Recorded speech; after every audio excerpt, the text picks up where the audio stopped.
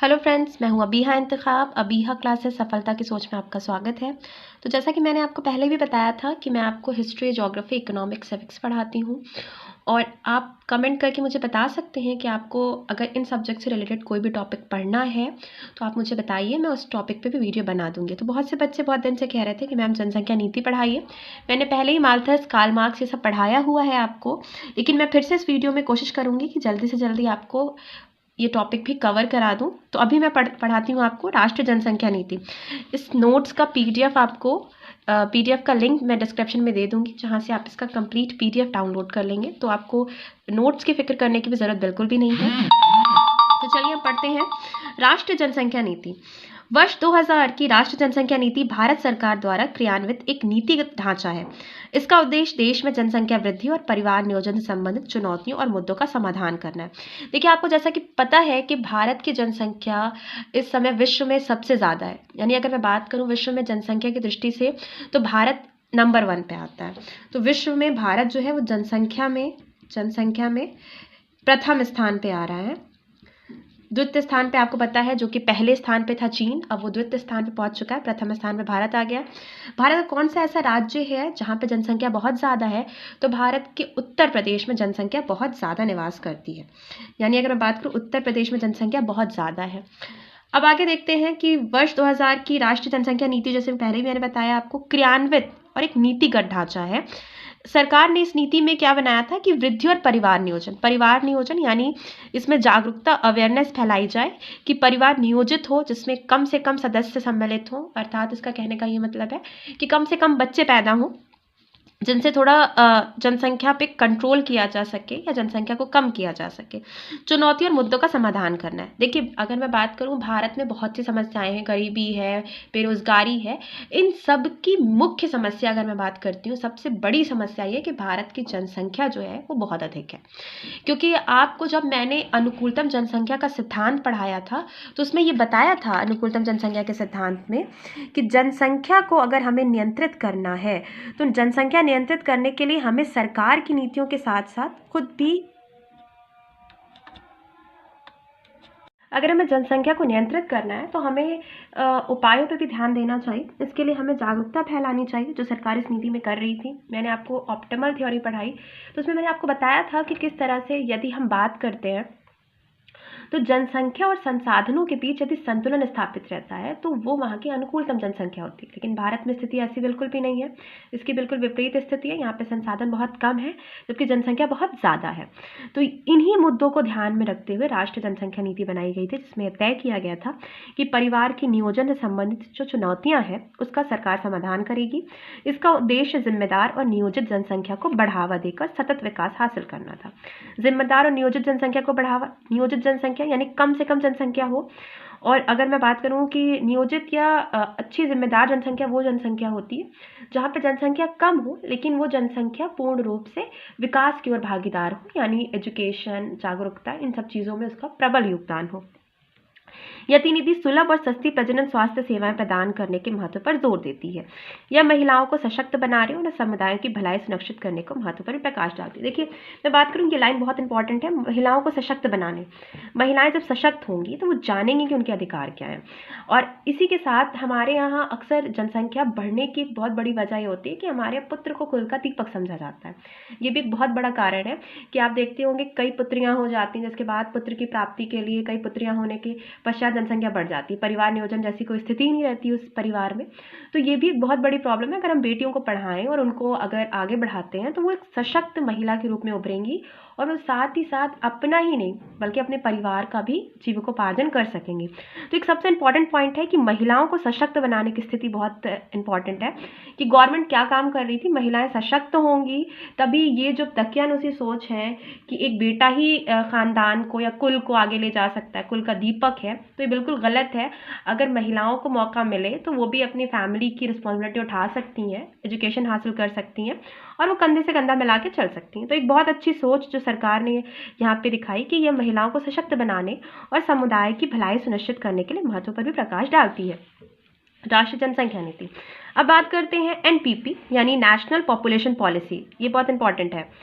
बच्चे कई बार समझ नहीं पाते कि एनपीपी क्या होता है। एनपीपी का मतलब है नेशनल पॉपुलेशन पॉलिसी, यानी यही है राष्ट्रीय जनसंख्या नीति। एनपीपी का प्राथमिक लक्ष्य अपूर्ण स्वास्थ्य देखभाल, अवसंरचना, लोगों और गर्भ निरोधक मांगों को पूरा करना। देखिए यहाँ पे एनपीपी का प्राथमिक लक्ष्य क्या था, यानी प्रथम लक्ष्य क्या था, अपूर्ण स्वास्थ्य देखभाल, अवसंरचना, लोगों और गर्भ निरोधक मांगों को पूरा करना, यानी कि जो गर्भ निरोधक दवाएं हैं उनको पहुंचाना, छोटी छोटी जो क्लिनिक्स गांव में बनाई गई हैं, जागरूकता फैलाना। इसके अतिरिक्त इसका उद्देश्य प्राथमिक प्रजनन और बाल चिकित्सा स्वास्थ्य देखभाल के लिए एकीकृत सेवाएं प्रदान करना। प्राथमिक प्रजनन की स्थिति, बाल चिकित्सा सेवा, इन पे भी बहुत ध्यान दिया गया। अंतर क्षेत्रीय कार्य रणनीतियों को अपनाकर मध्यम अवधि लक्ष्य 2010 तक कुल प्रजनन दर TFR को प्रतिस्थापन स्तर पर लाना। इसका दीर्घकालिक लक्ष्य वर्ष 2045 तक जनसंख्या को उस स्तर पर स्थिर करना है जो सामाजिक विकास और पर्यावरण संरक्षण और सतत आर्थिक विकास की मांगों को पूरा कर सके। अब इसका सबसे लंबा लक्ष्य तो ये हो गया 2045 तक का, जिसमें बताया गया कि जनसंख्या को उस स्तर पर स्थिर करना होगा जिससे सामाजिक विकास, पर्यावरण संरक्षण, सतत आर्थिक विकास की मांगों को पूरा कर सकते हैं। अब आगे देखते हैं कि इसकी कुछ मुख्य विशेषताएं हैं। प्रजनन स्वास्थ्य सेवाओं से सार्वत्रिक महत्वपूर्ण लाभ प्राप्त करने के लिए एनपीपी सरकार के लक्ष्य को सुदृढ़ करता है, जो शिक्षित और स्वैच्छिक निर्णय लेने में सार्वजनिक स्वीकृति को बढ़ावा देता है। यह सुनिश्चित करता है कि 14 वर्ष की आयु तक सभी बच्चों के लिए शिक्षा निःशुल्क और अनिवार्य हो। साथ ही पुरुष और महिला दोनों की असफलता दर को कम भी किया जाए। इसका लक्ष्य शिशु मृत्यु दर को घटाकर और घटकर 30 प्रति 1000 जीवित से नीचे लाना है। यह मातृ मृत्यु दर यानी MMR को 10,000 जीवित जन्मों पर 100 से कम तक लाना है, यानी कि यहाँ पे मातृ मृत्यु दर और शिशु मृत्यु दर को भी कम करने की स्थिति को, इसकी विशेषताओं पर ध्यान दिया गया है। आगे बात करते हैं हम, यह उन बीमारियों के खिलाफ सभी शिशुओं का व्यापक टीकाकरण कर रहा है। देखिए अब मैं बात करूं जो हमारी नेशनल पॉपुलेशन पॉलिसी है यानी एनपीपी है, एनपीपी जो काम कर रही है उसमें सबसे इंपॉर्टेंट चीज आप देख सकते हैं कि वैक्सीन, बच्चों को वैक्सीन लगाई जा रही है। और इन पहले आपने सुना होगा कि अक्सर लोग कहते थे कि काली खांसी या चेचक ये कोई माता है या कोई ऐसी बीमारी है जो कुछ टाइम के बाद चली जाएंगी, तो बिल्कुल ये अंधविश्वास है, ऐसा नहीं होता। अगर बच्चों को वैक्सीन टाइम पे लगाई जाती है तो इनसे बचा भी जा सकता है, लेकिन अगर हम इन अंधविश्वासों में फंस के रह जाएंगे तो शिशु मृत्यु दर बढ़ती जाती है। इसी के खिलाफ गवर्नमेंट काम कर रही है और इसने एनपीपी में टीकाकरण पर बहुत ध्यान दिया है, जिनकी रोकथाम टीकों से की जा सकती है। इस नीति द्वारा महिलाओं को विवाह स्थगित करने के लिए प्रोत्साहित किया जाए। देखिए यहाँ पे विवाह स्थगित करने का सीधा सा मतलब है कि गवर्नमेंट ने जो शादी की उम्र है उसको बढ़ा दिया, यानी कि अगर मैं बात करूं कि बालिग अब पहले 18 साल थी, अब 21 साल कर दी है। इसका लक्ष्य संस्थागत प्रसव को बढ़ावा देना है। इसका उद्देश्य जन्म, अंत्योष्टि, विवाह और गर्भधारण का 100% रिकॉर्ड बनाना है। या विभिन्न, यानी कि हमें पता होना चाहिए कि कितने जन्म हो रहे हैं, कितने विवाह हो रहे हैं, तो इन पर भी ध्यान देना चाहिए। या विभिन्न विकल्पों, ज्ञान एवं मार्गदर्शन तक सार्वभौमिक पहुंच के साथ प्रजनन और गर्भ निरोधक को विनियमित करने के लिए सेवाएं प्रदान करता है। यह एड्स के संक्रमण को कम कर रहा है और राष्ट्रीय एड्स नियंत्रण संगठन और यौन संचारित रोगों और प्रजनन पथ संक्रमण और के साथ उपचार के बीच बेहतर संचार को बढ़ावा दे रहा है। यह संक्रामक बीमारियों को नियंत्रित पर रोक लगाता है। आयुष या भारतीय चिकित्सा पद्धति का प्रजनन एवं शिशु स्वास्थ्य देखभाल में एकीकरण, यह सक्रिय रूप से सीमित परिवारों को प्राथमिकता देने को बढ़ावा दे रहा है। यह सभी संबंधित सामाजिक कल्याण कार्यक्रमों को अभिसरण ला रहा है ताकि परिवार नियोजन और सहायता व्यक्ति की आवश्यकताओं पर केंद्रित कार्यक्रम बनाया जाए। तो देखिए ये आपकी एनपीपी की इन्फॉर्मेशन थी, डिटेल्स थी जो मैंने आपको इस वीडियो में बताया। मैंने आपको पढ़ाया कि एनपीपी के उद्देश्य क्या है, एनपीपी है क्या, एनपीपी है नेशनल पॉपुलेशन पॉलिसी, और इसके उद्देश्य क्या है और इसकी विशेषताएं क्या। देखिए उद्देश्य का तो यहाँ पे दो उद्देश्य बताया गया कि एक बहुत लंबा एम क्या है उनका 2045 तक का, जिसमें तय किया जाए कि जनसंख्या स्थिर हो जाए और ऐसी जनसंख्या स्थिर हो कि सामाजिक विकास वाली वो जनसंख्या हो, पर्यावरण संरक्षण हो, उसमें सतत आर्थिक विकास की मांगों को पूरा किया जा सके। इसकी विशेषताओं पे मैंने ध्यान दिया तो आपको बताया है कि 21 वर्ष की आयु हो जानी चाहिए शादी के लिए, जो कि हो गई है। बच्चों के वैक्सीनेशन यानी टीकाकरण पे बहुत ध्यान दिया जाता है, जिससे जो बीमारियां समझी जाती थी, जो जानलेवा बीमारियां हैं, उनको रोका जा सकता है। तो इन सब चीज़ों को लेकर बहुत ध्यान दिया गया एनपीपी में। अब मैं आपको थोड़ी सी माल्थस की थ्योरी बता दूं। माल्थस का जनसंख्या सिद्धांत जो था, माल्थस जो जनसंख्या सिद्धांत के लिए अगर मैं बात करूं कि सबसे पहला नाम लिया जाता है वो है माल्थस।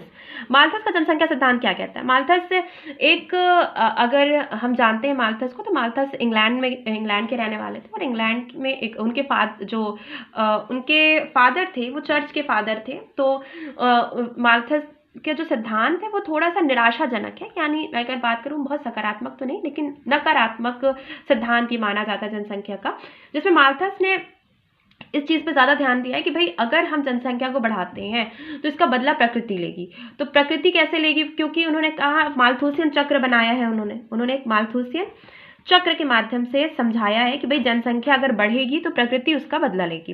उन्होंने कहा कि देखिए पहले जनसंख्या अनुकूलतम होती है, अनुकूल जनसंख्या होगी, यानी जनसंख्या पहले से ही ऑप्टिमल उन्होंने मान ली, जनसंख्या ऑप्टिमल है, अनुकूल है, ये उन्होंने कहा। माल्थुसियन चक्र जो बनता है उसमें बताया जाता है कि पहले जनसंख्या अनुकूल होगी, फिर जनसंख्या वृद्धि करेगी, यानी जनसंख्या बहुत ज़्यादा हो जाएगी, जनसंख्या वृद्धि होगी। जब जनसंख्या वृद्धि हो जाएगी तो क्या देखने को मिलेगा कि नैसर्गिक परिवर्तन होंगे।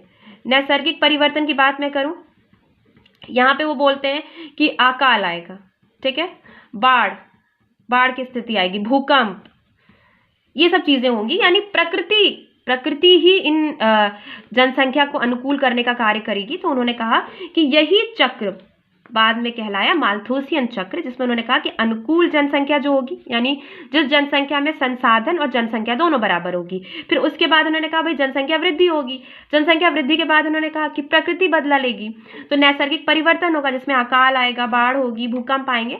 तो जब ये सब कुछ हो जाएगा तो फिर से जनसंख्या अनुकूल हो जाएगी, ये चक्र चलता रहेगा, ये माल्थस का कहना है, इसीलिए इसे माल्थुसियन चक्र नाम दिया गया। फिर वो कहते हैं कि जनसंख्या जो है वो बढ़ती है हमारी जैमित्य से, और जबकि खाद्यान्न बढ़ते हैं वो हमारी अंगणितीय गति से। जैसे कि मैं बात करूं, खाद्यान्न बढ़ेंगे 1 2 3 4 5 6 खाद्यान्न, यानी खाने की वस्तु की बात कर रही हूँ। जबकि जनसंख्या कैसे बढ़ेगी, जनसंख्या बढ़ेगी 2 4 8 16 32 64 ऐसे जनसंख्या बढ़ेगी। तो ये माल्थस ने कहा कि जनसंख्या इस हिसाब से बढ़ेगी, तो इन दोनों का कंपेयर नहीं किया जा सकता, कंपैरिजन नहीं होगा, कोई तुलना ही नहीं बनती। तो इस आधार पर उन्होंने कहा कि अगर हमें जनसंख्या को रोकना है तो भाई इसके लिए सिर्फ और सिर्फ प्रकृति ही बदला लेगी। लेकिन अगर मैं इसकी आलोचना करती हूँ तो मैं देखती हूँ इसकी आलोचना भी की जा सकती है। तो इसकी आलोचना के तौर पर हम देखते हैं कि आलोचना कैसे इसकी हो सकती है। तो पहली आलोचना तो ये है कि भाई ऐसे बहुत से देश हैं जहाँ पे जनसंख्या कम है लेकिन फिर भी वहाँ पे बाढ़ आ रही है, भूकंप आ रहे हैं। तो ये कहना बिल्कुल स्वाभाविक नहीं है कि प्रकृति बदला ले रही है, तो और उन्हीं जगहों पर ये स्थिति है जहाँ पे जनसंख्या ज़्यादा है, बल्कि उन जगहों पर भी ये स्थिति है जहाँ पे जनसंख्या पहले से कम है। और चीज़ें कही जा सकती हैं कि भाई कि जो भी इस दुनिया में आता है वो सिर्फ मुँह लेके नहीं आता, 2 हाथ भी लेके आता है, तो वो काम भी करेगा। माल्थस ने कहा कि भाई शादियां ना की जाए या सब ब्रह्मचारी बन जाएं, तो ऐसा भी नहीं हो सकता, क्योंकि अब जैसे मैंने एनपीपी में आपको पढ़ाया कि गर्भ निरोधक दवाइयां आ गई हैं या बहुत से ऐसे साधन हो गए हैं जिनसे हम जनसंख्या को नियंत्रण कर सकते हैं। तो ये भी बहुत से रिसोर्सेज हैं जिनसे हम जनसंख्या को कंट्रोल कर सकते हैं। तो लेकिन माल्थुसियन चक्र और माल्थस का जनसंख्या सिद्धांत पढ़ाया जाता है, और ये पहला ऐसा सिद्धांत है जो साइंटिफिक सिद्धांत या जिसे कह सकते हैं आप पूरी तरह से इस टॉपिक पे ध्यान देके किसी ने अगर लिखा तो माल्थस ने पहली बार सबका ध्यान केंद्रित किया। अब मैं बात करती हूँ अनुकूलतम जनसंख्या का सिद्धांत क्या कहता है। अनुकूलतम जनसंख्या का सिद्धांत क्या कहता है? भाई अनुकूलतम जनसंख्या का सिद्धांत कहता है कि ये स्थिति मैंने यहाँ पे रखे संसाधन, ठीक है, और यहाँ पे मैंने रखी जनसंख्या, इस प्लेटफॉर्म पे मैंने जनसंख्या रखी, इस प्लेटफॉर्म पे मैंने संसाधन रखे। अब यहाँ पे क्या होता है, कभी कभी जनसंख्या ज्यादा है, संसाधन कम है, तो ये अनुकूलतम जनसंख्या नहीं है। जनसंख्या ज्यादा हो गई, संसाधन कम हो गए, तो ये अनुकूलतम नहीं है। और मैं बात करती हूँ कि जैसे जनसंख्या कम है, संसाधन ज्यादा है, यहाँ पे जनसंख्या कम, संसाधन ज्यादा, तो ये भी अनुकूलतम नहीं है। अनुकूलतम क्या होगी कि जितनी जनसंख्या है, जनसंख्या मान लेते हैं अगर इतनी है, इतनी जनसंख्या है आपकी, तो इतने ही आपके संसाधन भी होने चाहिए। सेम जितनी आपकी जनसंख्या है उतनी आपके संसाधन है, ये स्थिति होती है अनुकूलतम, ये स्थिति होती है अनुकूलतम स्थिति, ठीक है। अनुकूलतम जनसंख्या इसी को हम कहते हैं जो जनसंख्या संसाधन और जनसंख्या दोनों इकाई बराबर हो, यानी मैं अगर कहूँ कि 5 इकाई संसाधन की है तो 5 ही इकाई जनसंख्या की है। अगर मैं बोलूँ कि 5 इकाई संसाधन की है और 10 इकाई जनसंख्या की है तो वो भी गलत हो जाएगा। जैसे मैं यहाँ पे लिख रही हूँ संसाधन, यहाँ पे लिख रही हूँ जनसंख्या, तो मैं बोल रही हूँ 5 संसाधन है 5 जनसंख्या, तो ये अनुकूलतम है। लेकिन मैं बोल रही हूँ 5 संसाधन है 10 जनसंख्या, तो अनुकूलतम नहीं है। या 10 संसाधन है 5 जनसंख्या, तो भी अनुकूलतम नहीं मानी जाएगी।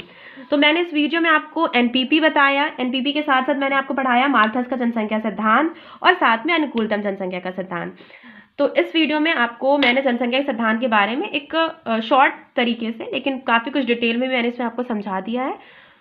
इसकी तो आपको पीडीएफ नहीं मिलेंगी, लेकिन इसका पीडीएफ आपको मिल जाएगा। मैं डिस्क्रिप्शन में लिंक दे दूंगी। अगर आपको और भी कोई टॉपिक पढ़ना है तो हमारे चैनल को सब्सक्राइब कीजिए, ज़्यादा से ज़्यादा शेयर कीजिए और मुझे कमेंट करके बताइए। आपको 2 या 3 दिन के अंदर उस टॉपिक की वीडियो मिल जाएगी। Thank you.